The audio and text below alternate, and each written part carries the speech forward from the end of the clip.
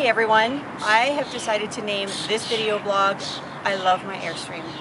I think each one of you out there says, after you spend time in your trailer, I love my casita, I love my Bambi, I love my Shasta, I love my fill in blank here.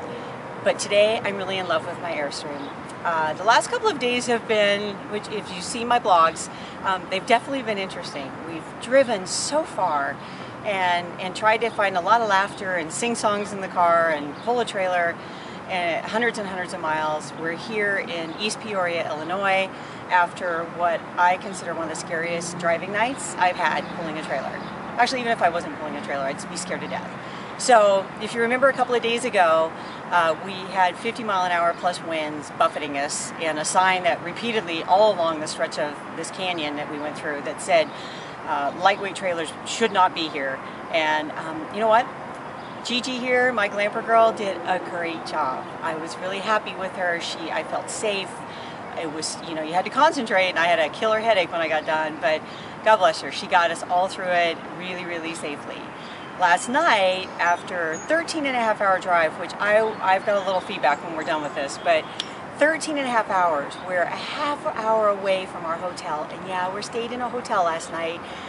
We're rolling into Jackson Center today, and we all wanted to sleep in a big bed and have a great warm shower and not worry about holding tanks filling up.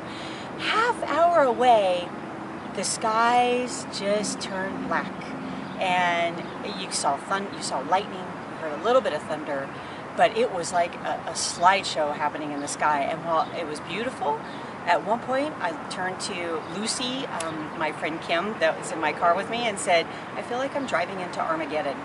And we drove right into the eye of a crazy, crazy electrical storm here in Illinois. Funny thing is, now we're at the hotel and there's no sight of rain. She flashed lights all night, followed us here, but no rain. And I think the guy at the check-in desk thought we were wacko when we checked in. But at some point, I could not see the road in front of me. I slowed down. We called our friends Carrie and Susan ahead of us and said, turn on your flashers. I think we were probably going 35 miles an hour. And Kim kept staring at, saying, I can see the white line, I can see the white line.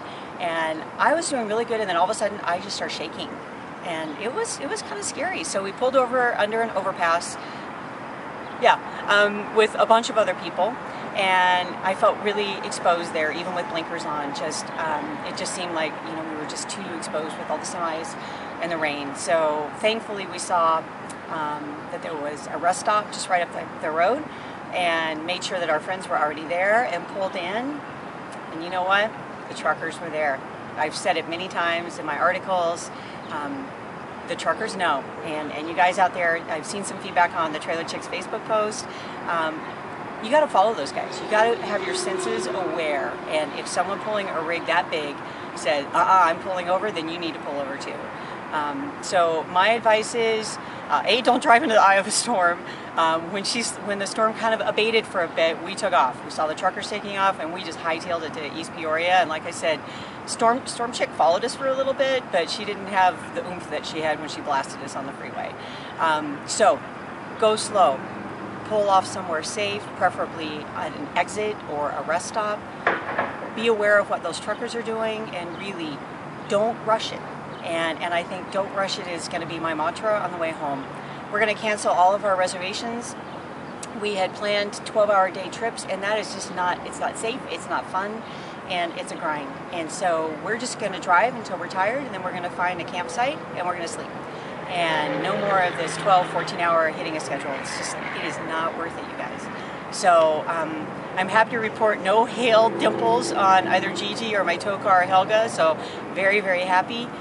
We're going to go grab a bite to eat, and we've got about 6 hours plus some shopping before we roll into Jackson Center. So I can't wait to get there. I can't wait to see so many friends and meet so many new friends, and I am thrilled to have made this journey with this group of special friends. Safe travels, everyone.